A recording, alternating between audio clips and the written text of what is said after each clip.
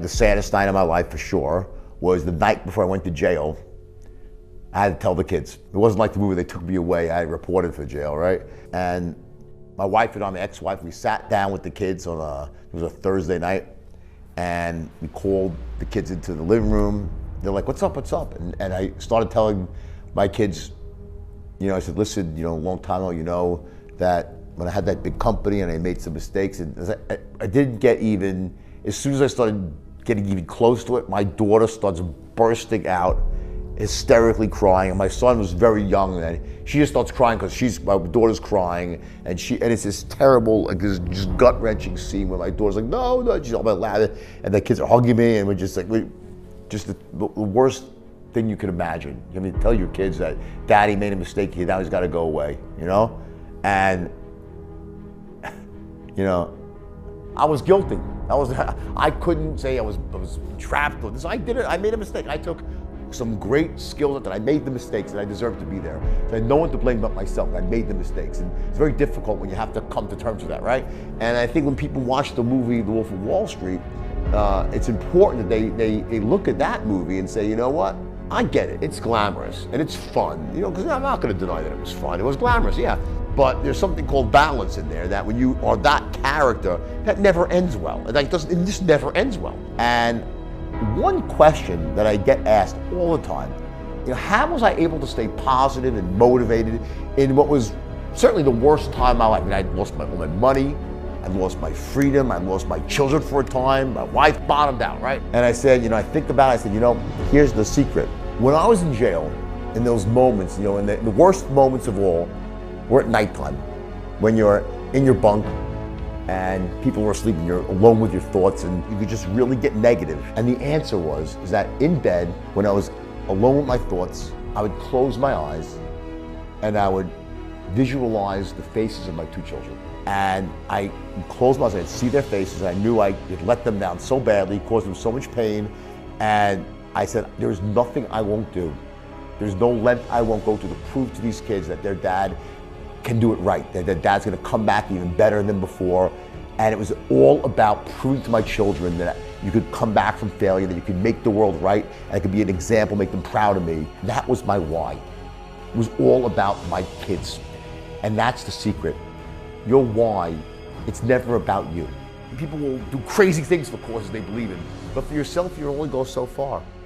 My kid's in trouble, I'll run through a wall of fire, I wouldn't think twice about it. And that's step number one. You have to have a vision for your future that inspires you, that makes you, so when you think about it, it just makes you jump out of bed in the morning to really have a life that is far better, far greater than it is today. That's your vision for the future. That's step number one. The second thing is, this is a big one, and what most people miss. You have to have a strategy, a plan that allows you to achieve your vision. I was on the beach one day in the summer in New York. There's a huge beach, Jones Beach, and it was a hot summer sunny day, and everyone's bitching and moaning because they have to walk about a half a mile to the concession stand. And I'm with my friends, I'm like, I wonder what would happen if I went down here with like some Italian ices and chipwitches and fudgicles, right? Seemed like a good idea. I'll sell them for $1 a piece, Next morning, I wake up, I look in the yellow pages, it was back, no internet. I find some ice cream distributor, I take my old beaten up car down there, I go buy a styrofoam cooler, and I load up a cooler with a barrel of Italian ices and chipwitches and fudgicles, Milky Way Snickers, right? Put some dry ice on top. The whole thing loaded up was $22, including the cooler. The cooler was $7, the ice cream was $15, right? I get in my car, drive an hour to the beach, it's like maybe 10 o'clock in the morning, I get there. I carry it down there, I walk to the edge of the water, right? And I start yelling, Italian ices, chipwitches, fudgicles, milk. Within 1 hour, I sold out the entire cooler for $125. And I made $100 in 1 hour. And the year was 1978. Back then, minimum wage, I think, was $1.20 an hour. I was made more than my parents that day. I went back with 4 coolers, right? Who wouldn't, right? I got 4 coolers, right? So I loaded them up, went down, sold all those out, made $400 or $500 my second day, changed my life. Here's the interesting thing. I told 4 or 5 friends about this, and here's the weird thing. They all went out and did it with me, but only one of them sold more than 1 cooler a day. The other, there's 5 people, 4 would sell 1 cooler and stop. Only one of them would go out like we'd hustle all day long and make these, $500 versus $100 a day. Why is that? Like, why would someone do that? Here, you're the young, none of us have money, and you you have this opportunity in your sights where you can make big money and that could change your life, yet most of them, 80%, stopped with one cooler. They were one cooler people. Only one of them was a four cooler person, right? One of my friends. That comes down to this last element of the sort of what I call the inner game of success. Like, what happens up here between your ears before you ever go out into the world and take action. And that is your standards. Some people, watch how this relates. Some people, they have a really bright vision, a bold vision. It's great, grand vision, right? Amazing, wow, inspiring. But they have low standards. They're not willing to do the work. A champagne vision and beer standards, right?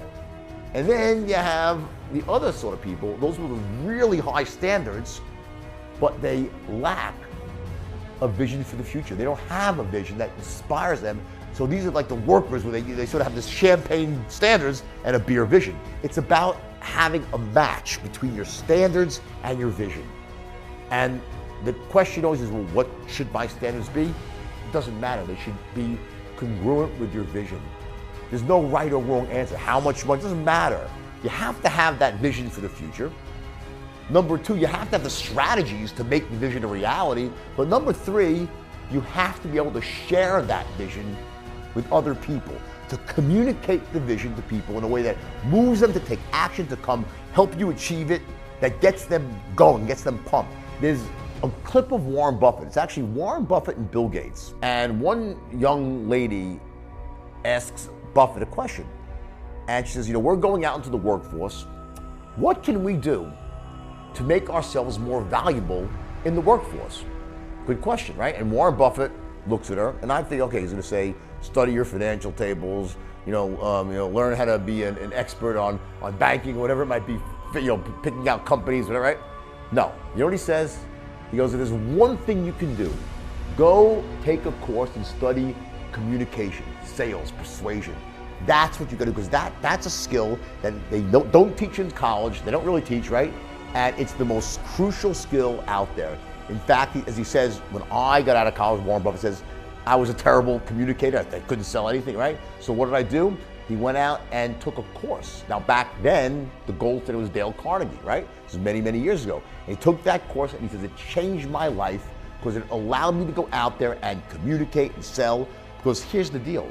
What would Warren Buffett be if he had never taken that course? If he never learned how to close the deal, what would Warren Buffett be today? You know what he'd be? He'd be the most successful money manager in Omaha, Nebraska that nobody ever heard of. When someone like Warren Buffett, who's like the opposite of what you think a salesperson is, right, says that that's the skill. If you want to do one thing to improve your life and really ensure that you get what you want in life, learn how to communicate, learn how to sell, learn how to communicate, learn how to sell, right? Because people, without that, you die with your music on your lips. You can't, it's like, it kills me because there's so many people out there in the world that have these great ideas, right? They have this great passion inside, and they can make a difference in the world and a difference in their own lives and their family, right? All the stuff they could do. And yet, because they lack the ability to communicate this idea, to sell their idea to other people, they end up keep it locked inside, and they die without ever expressing themselves. I mean, to me, that's the saddest thing. My wife now, who's my inspiration, like one of the things that she said to me was so funny, is when we first met, wow, she says, I have never met someone that is so fearless. Like you have all this stuff and you're just plowing forward, you're fearless. I said, sweetheart, I said, I'm scared shit. I'm just not letting it stop me. I am scared. And that's what courage is all about. I let my fear plow me forward, push me forward. And that's something you have to reframe in your own. It's really a reframe about what fear is, what pain really is. Pain is the greatest motivating force in the world. But if you're going to go into denial and become numb yourself to the pain, you're going to live a smaller and smaller life until one day when you're old in bed and ready to die, you'll look back at all the things that you could have done, you should have done, you would have done, and you didn't do because you thought, well, you know what, I'm okay. I'm doing decent. That's not so terrible as people were. You know what? Fuck that. Don't live that life. Don't be the person that looks back and has regret and didn't take action to get what they truly wanted in life. When you're not feeling massive pain, human beings tend to just sort of, well, I'll stay pat. Don't do that. Take the pain, take the bitter pill, Because you know what? That bitter pill will end up being sweet. And if you're living that life, you're 25, 28 years old, or 22, whatever how old you are, 40 years old, right? And you're in this sort of dead-end job, it's not what you want to do. Don't think for a split second that this is your lot in life, that you have to stay on this road. At any moment in time, you can make a decision. You can get off that road and start going down a completely different road. And you know what? Yeah, there'll be some pain, there'll be some lack in your life, and you know what? That's what will drive you to greatness. It starts by having the vision for the future, to really see your life better than it is right now. And that was my secret. And that is going to be your secret too. When you find that why, once you have that power, then you will definitely achieve your vision, no matter what. It might not happen overnight, but it will happen. I promise you.